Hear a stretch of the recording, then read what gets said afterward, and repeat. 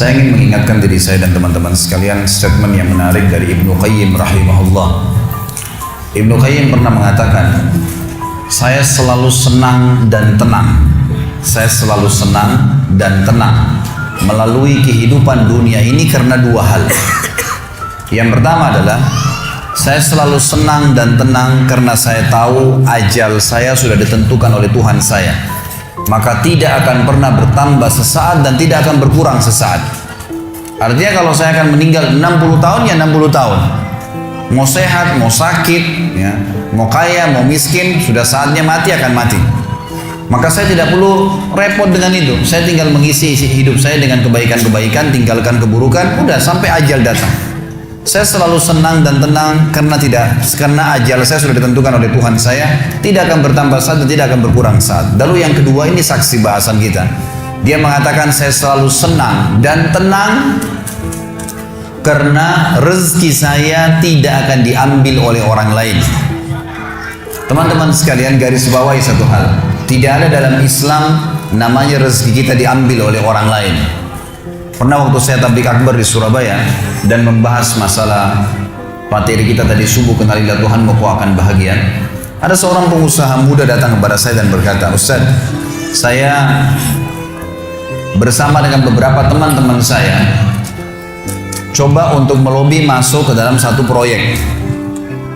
Dan di antara teman-teman saya bukan memuji diri, tapi saya orang yang paling baik ibadahnya di antara mereka. Artinya mereka masih sholat pun ya kalau disuruh. Kalau saya masih menjaga sholat. Tapi anehnya Ustaz, pada saat ya, proyek tersebut sudah didapatkan, teman-teman saya semua dapat kecuali saya. Saya nggak dapat. Gimana cara memahami ini? Sementara saya tahu benar bagaimana ibadah mereka yang kurang kepada Allah Subhanahu wa Ta'ala. Lalu saya jawab, itu belum rezeki Anda. Itu aja jawabannya. Itu belum rezeki Anda. Kalau rezeki Anda pasti akan datang. Nggak akan kemana-mana itu.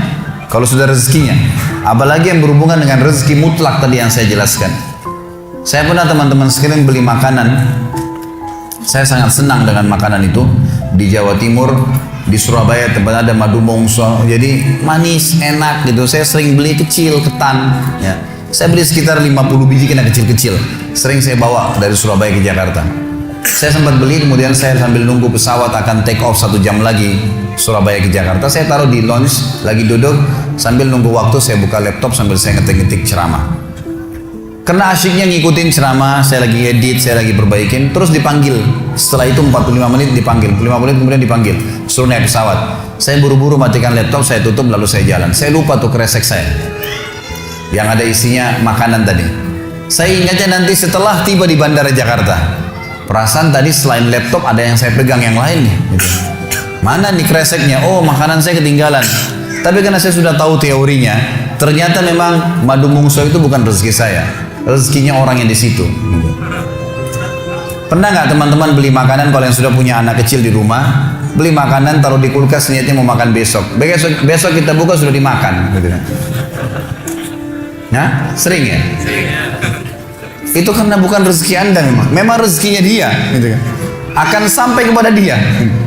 Kalau yang sifatnya mutlak pasti sampai ke dia, bagaimanapun caranya akan sampai ke dia gitu. Jadi kita harus pahamin berhubungan dengan rezeki masalah ini. Jadi yakinlah tidak ada rezeki diambil oleh orang lain, tinggal bagaimana kita berusaha punya ilmu kalau ingin kembangkan dan dapat yang ikhtiar lebih banyak lagi dan syukuri. Yang kedua teman-teman, kiat untuk menambah rezeki adalah infak, sedekah.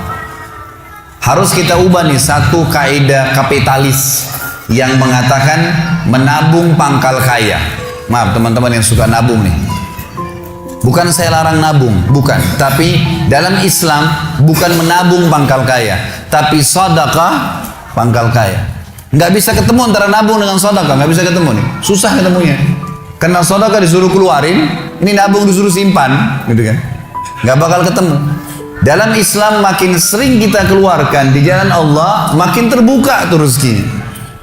Ya, ini dalilnya banyak. Di antaranya hadis Bukhari, hadis Qudsi, di mana Allah Subhanahu wa taala berfirman, kata Nabi SAW, Allah berfirman, "Ya bna Adam, anfik alaih." Wahai anak Adam, berinfak dulu di jalanku, aku baru berinfak padamu. Sedekahin dulu, baru aku kasih kamu. Jadi ini kata kuncinya, makin sering keluarkan maka makin bagus. Makin bagus yang kita kasih, ya, makin sempurna balasan dari Allah. Coba renungi perkataan Urwah bin Zubair rahimahullah, seorang ulama tabi'in yang masyhur. Urwah bin Zubair ini ayahnya namanya Zubair bin Awam, salah satu sahabat ya, dari 10 orang yang jamin masuk surga. Anaknya namanya Urwah, ulama besar, gitu kan, dari tabi'in. Urwah mengatakan, janganlah seseorang di antara kalian memberikan untuk Allah, keluarkan di jalan Allah sedekah, sesuatu yang dia malu kalau dia berikan kepada pemimpin satu kaum. Begini maksudnya. Saya ingin tanya teman-teman, coba renungin dan jujur jawabnya ya. Kalau seandainya Anda tiba-tiba diundang oleh, saya nggak tahu nih, di Bali ini apa? Wali kota ya? Diundang oleh wali kota. Baik, bapak ini atau ibu ini diundang ke wali kota, ditelepon khusus, datang ya ke kantor saya besok, dan tolong beliin saya buah. Pesan beli buah. Kira-kira teman-teman sekalian, pada saat wali kota pesan buah dari Anda ini, beli buahnya di mana? Di pasar kaki 5 kan? Emperan jalan? Masuk supermarket. Cari buah yang biasa-biasa saja atau buah yang paling bagus? Kalau ada sedikit rusak kulitnya, tercoret, atau mungkin terkelupas, dimasukin nggak? Setelah kita beli buah-buah yang paling bagus, yang paling mahal, ditaruh di kresek atau cari alat tempat yang lain. Cari keranjang, pakai plastik, pakai kartu nama, luar biasa. Kenapa? Karena wali kota yang pesan. Coba teman-teman sekalian, kalau ibu Anda yang pesan, bapak yang pesan, nah beliin ayah, beliin ibu jeruk ya, buah. Beli di mana kira-kira? Di kaki 5. Kemudian penjualnya bilang, ini ada rusak sedikit, nggak apa-apa, masukin aja. Pakai kresek tua ini bekas ikan, udah nggak apa-apa. Ini yang Urwah rahimahullah berkata, janganlah seseorang di antara kalian ya memberikan untuk Allah di jalan Allah. Orang tua kita tuh kalau bakti luar biasa pahalanya kan gitu. Yang kalian malu kalau kalian berikan kepada pemimpin satu kaum. Mestinya ibu ayah kita tuh dibuatin kayak tadi tuh, malah lebih hebat daripada itu. Pilihin buah yang paling bagus, dikemas yang paling bagus dan seterusnya. Mestinya begitu. Tapi seperti itulah manusia, karena tidak paham teman-teman sekalian. Sesuatu yang dikeluarkan di jalan Allah akan mendatangkan respon rezeki yang banyak. Ini satu hal yang harus digarisbawahi, dan akan saya bacakan banyak sekali dalil berhubungan dengan masalah itu, di mana Allah Subhanahu wa taala menyuruh kita keluarkan. Ingat, makin baik kita berikan, makin baik juga respon dari Allah Subhanahu wa taala. Coba teman-teman muhasabah nih. Kalau celengan masjid lagi lewat dan Anda punya 1000 baru 1000 tua, yang mana ditaruh? 1000 tua. Kenapa 1000 tua yang ditaruh? Karena belum tahu nih, kalau saya berikan di jalan Allah, ini akan datang responnya. 1000 baru yang kita beli air mineral di luar sana, ini pemahaman yang salah. Ini yang kita mau lurusin malam ini nih. Mestinya teman-teman sekalian cari uang yang baru dikasih ke jalan Allah, yang tua dipakai belanja. Mestinya begitu. Karena makin baik kita berikan, maka makin baik responnya. Gitu kan? Makanya kata para ulama, siapa yang memberikan sesuatu yang baik pada Allah di jalan Allah, Allah akan balas dia dengan kebaikan. Saya akan angkat sebuah kisah teman-teman sekalian. Kisah seorang ulama tabi'in bernama Rabi' ibn Haytham rahimahullah. Rabi' ibn Haytham ini ulama yang sangat terkenal dengan kesolehannya, luar biasa kesolehannya orang ini. Jadi dia di akhir hidupnya, Rabi' ibn Haytham ini muridnya Abdullah bin Umar, muridnya Abu Musa al-Asy'ari, sahabat-sahabat yang mulia. Ini murid langsungnya, ulama tabi'in yang terkenal, Rabi' ibn Haytham. Rabi' ibn Haytham ini di akhir hidupnya sempat stroke setengah badan. Datanglah 2 orang muridnya bertamu ke rumahnya, dan ini termasuk adab yang baik. Kalau teman-teman mendapatkan seorang alim ulama dan memang dia bersedia bisa didatangin, kunjungin, minta nasihat, atau ketemu minta nasihat, atau ada di pengajiannya lah. Mereka datang mengatakan, begitu masuk, kebetulan stroke setengah badan, bagian kiri tubuhnya stroke ini. Ada 4 kejadian di rumahnya pada saat itu. Yang pertama, pada saat muridnya masuk, muridnya berkata, wahai imam, imam ini kiai, ustadz, wahai imam, apa rahasianya, kenapa anda ini bisa mengontrol lisan anda? Tidak seperti ulama-ulama yang lain, masih kadang-kadang ngobrol-ngobrol kosong. Anda ini betul-betul, Rabi' ibn Haytham terkenal kalau ngomong nasihat, tanya kabar orang, gitu kan, Quran atau zikir, nggak ada yang lain. Ini itu saja 4 tuh dari lisannya, nggak ada yang lain, luar biasa. Kalau bukan nasihat orang, tanya kabarnya orang lain, gitu kan? Apa kebutuhan mereka? Kemudian berzikir atau baca Quran. Gitu. Ini masuk dalamnya zikir adalah doa. Maka dikatakan apa sih, murid-muridnya bilang apa rahasianya Anda melakukan seperti ini? Dan ini saya sempat angkat di khutbah Jumat kita kemarin, potongan kisah ini. Maka Rabi' bin Haytham mengatakan, wahai murid-muridku, apakah kalian sampai sekarang masih ragu ada Tuhan namanya Allah, dan kalian masih ragu di pundak kanan dan kiri kalian Allah telah letakkan malaikat yang akan mencatat amal baik dan amal buruk kalian, dan pasti demi Allah akan dibacakan dan dihisapkan untuk kalian di sana di akhirat nanti? Artinya saya bisa mengontrol lisan saya karena saya tahu Tuhan saya selalu melihat, dan ada malaikat yang mengawasi, tidak pernah tidur nih 24 jam terus mengawasi, baik dicatat buruk dicatat. Lalu kemudian muridnya mengatakan, baiklah kalau gitu, dapat ilmu.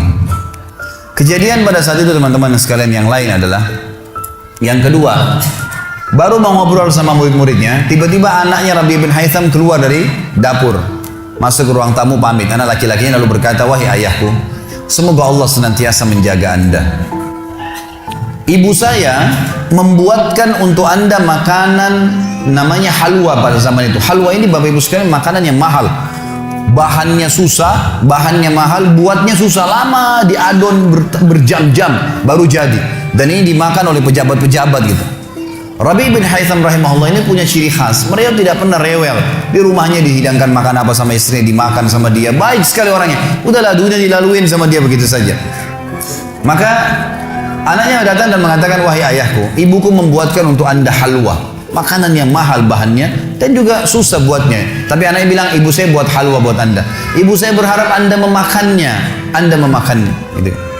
Lalu kata Rabi' bin Haytham, baiklah, keluarkan aja. Dikeluarkanlah makanan tersebut. Lalu halwa ini dipotong-potong karena kue yang bagus dan cukup besar, di nampan besar dipotong-potong. Baru saja Rabi' bin Haytham mau memegang dengan tangan kanannya, karena sebelah kirinya sakit, diambil sebelah kanan, kemudian dia kasih isyarat murid-muridnya untuk ambil juga. Baru mereka mau pegang, tiba-tiba pintu rumahnya ada yang ketuk. Diketuk. Dia kasih isyarat anaknya, suruh buka pintu itu. Dibuka pintu itu. Anaknya pergi sana. Waktu dibuka teman-teman sekalian, ini ternyata yang ketuk pintu bukan orang biasa, orang yang luar biasa, orang gila, gitu kan. Jadi bukan orang yang peminta-minta biasa, orang yang luar biasa, orang yang selalu anggap ini udah deh, nggak usah dilayanin, nggak usah diajak ngomong, nggak usah diperhatikan, gitu kan. Orang gila ini ketuk pintu dengan pakaiannya yang lusuh, tidak pakai alas kaki, rambutnya berantakan, kasih isyarat minta makan. Rabi' bin Haytham rahimahullah tunjuk anaknya, suruh datang, angkat nih halwa, kasih orang gila itu. Halwa nih makanan yang mewah, kasih orang gila itu. Dibawa sama anaknya. Anaknya ini Rabi' bin Haytham waktu bawa piring itu, niatnya ingin memberikan ke orang gila satu potong, gitu kan. Begitu tiba depan pintu, orang gila lihat makanan enak, walaupun gila tahu juga nih makanan enak, gitu kan. Diambil sama dia piringnya. Diambil, dimakan semua. Dalam kisahnya dikatakan sampai air liurnya jatuh di situ, dihabisin sama dia. Sudah habis teman-teman sekalian, apa yang terjadi? Orang gila nggak ngerti, dia nggak terima kasih, nggak apa, piringnya dilempar pergi. Anaknya Rabi' bin Haytham ini tahu nilainya makanan yang ibunya buat tadi. Diambil piring itu, ditutup pintunya, lalu dia kembali lagi. Kemudian dia bilang sama ayahnya, wahai ayahku, semoga Allah senantiasa menjaga Anda. Sebelum saya lanjutkan kisah teman-teman sekalian, saya sarankan juga bahwa teman-teman di sini yang sudah punya anak, biasakan selalu menggunakan doa antara suami istri dengan anak. Itu penting sekali.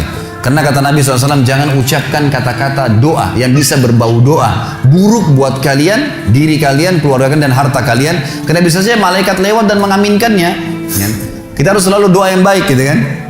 Jadi Rabi' bin Haytham membiasakan anaknya untuk dilatih berdoa yang baik. Jadi selalu kalau mau minta tolong, nak, semoga Allah menjagamu, ambilkan ayah ini. Nak, semoga begini, semoga Allah menjagamu, semoga Allah berikan kau rezeki, ambilkan ayah seperti ini. Jadi selalu diikuti dengan doa. Anaknya pun terbiasa mendoakan ayahnya. Dalam kondisi anaknya jengkel karena perilaku si orang gila tadi, dia kembali dan masih sempat mengatakan, ayah, semoga Allah menjaga Anda. Tadi itu ayah yang minta-minta orang gila. Dia tidak mengerti nilainya makanan yang kita kasih. Kalau tadi Anda suruh saya ke dapur, ngambil apa saja, roti lah, apalah, dia makan juga. Kenapa harus halwa yang ibu saya setengah mati buat, biayanya mahal, buatnya lama, gitu kan. Jadi anaknya butuh jawaban nih. Perhatikan apa jawabannya orang beriman kepada Allah dan tahu benar Kata kunci bertambahnya rezeki justru dengan sedekah itu. Kata dia apa? Ya waladi, illam yadri, fallahu yadri. Baru dia baca ayat, lan tanalu birra hatta tunfiqu mimma tuhibbun. Wahai anakku, kalau orang gila itu tidak tahu nilainya makanan yang kita kasih, nggak penting buat saya. Karena Allah tahu nilainya. Bukan dianya, tapi Allah tahu nilainya. Dan ingatlah firman Allah, kalian tidak akan mendapatkan, gitu kan? Kalian tidak akan mendapatkan balasan sempurna daripada sedekah kalian sampai kalian menginfakkan apa yang paling kalian cintai. Saya suka halwa itu, tapi disuruh kasih. Teman-teman sekalian, pelajaran luar biasa dari kisah ini. Pernah nggak kita berpikir berikan makan orang gila? Kadang-kadang subhanallah kita lihat orang gila ambil di sampah, kita biarin, nggak mau dilihat. Kalau kita nggak kasih makanan dia, siapa yang akan kasih makan? Dan Allah tetap menilai kita dan sesuai dengan niatnya. Innamal a'malu binniyat. Termasuk saya pernah jelaskan ke jamaah saya di pengajian. Kalau ada orang datang ke masjid kita ini sekarang bawa proposal, teman-teman sekalian. Nih, proposal saya mau bangun masjid. Butuh bantuan 1 miliar. Kita nyumbang semua. Terkumpul 1 miliar. Sebulan kemudian kita tahu orang itu dusta. Rugi kah kita? Tidak rugi sama sekali. Kita akan dapatkan pahala bangun masjid walaupun masjidnya belum dibangun. Karena innamal a'malu binniyat, gitu kan? Allah akan kasih begitu. Siapa yang niat mengerjakan satu perbuatan, niat dalam hatinya, belum dikerjakan dapat 1 pahala. Dikerjakan diberikan pahala 10 kali lipat sampai 700 kali lipat, kata Nabi SAW. Jadi jelas sekali, gitu kan?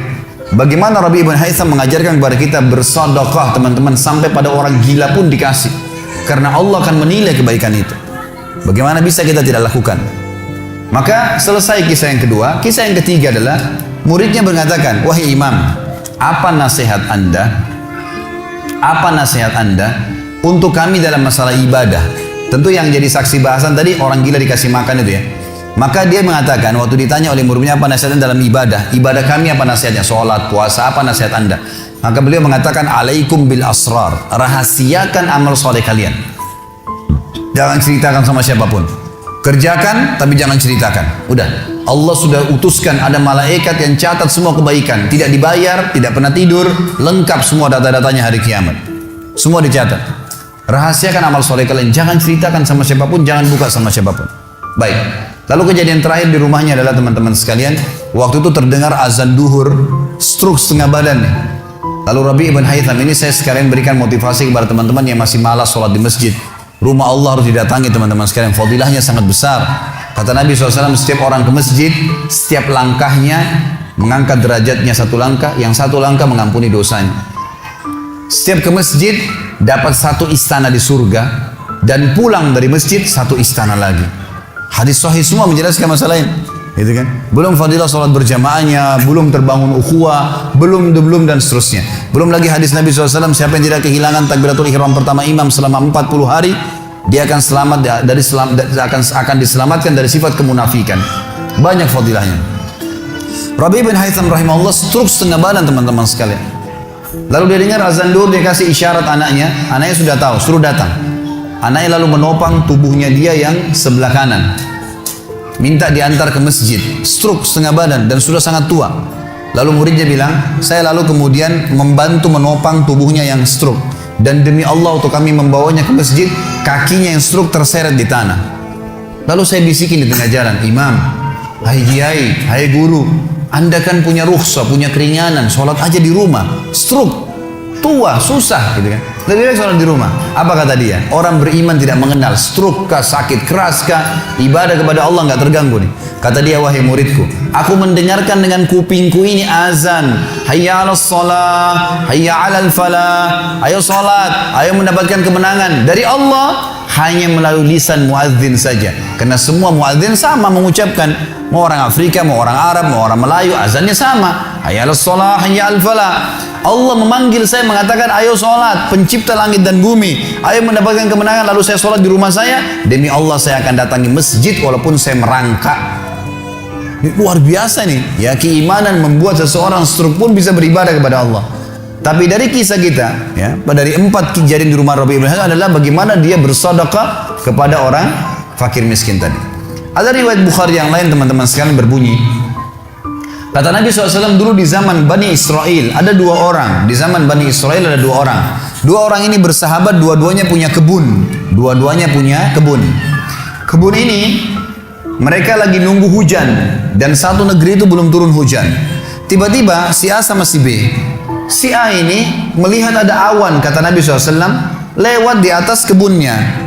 Dan terdengar suara dari awan itu berkata, turunkanlah hujan di kebunnya fulan, kebun temannya dia di sebelah. Maka dia bilang, kata Nabi SAW, orang ini pun mengikuti awan tersebut. Ternyata betul, awan itu menggumpul semuanya di atas kebun temannya, hujan. Tapi cuma kebun temannya, yang lain nggak kena hujan. Maka Nabi SAW mengatakan, dia pun bertanya pada temannya, apa yang kamu lakukan dengan kebunmu? Sampai di musim panas seperti ini pun Allah masih menurunkan hujan untuk kebunmu saja. Apa yang dia bilang? Dia bilang, saya membagi keuntungan dari usaha saya ini menjadi 3. Keuntungannya bukan modal. Sepertiganya saya infakkan di jalan Allah, langsung saya keluarkan.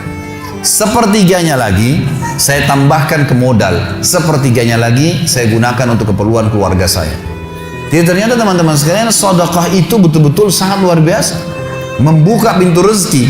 Jadi makin dikeluarkan, makin royal, makin datang.